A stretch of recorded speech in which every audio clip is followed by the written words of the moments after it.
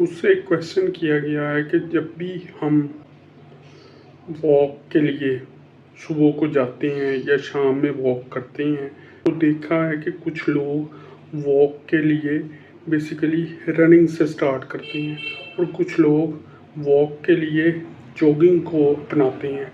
तो आया कि वॉक का बेहतरीन मेथड क्या है? बेसिकली वॉक का मतलब ही आहिस्ता चलना है। जो लोग जॉगिंग करते हैं या जो लोग रनिंग करते हैं वो कैटेगरी बिल्कुल डिफरेंट है। वॉक का मतलब होता है आहिस्ता कदम चलना।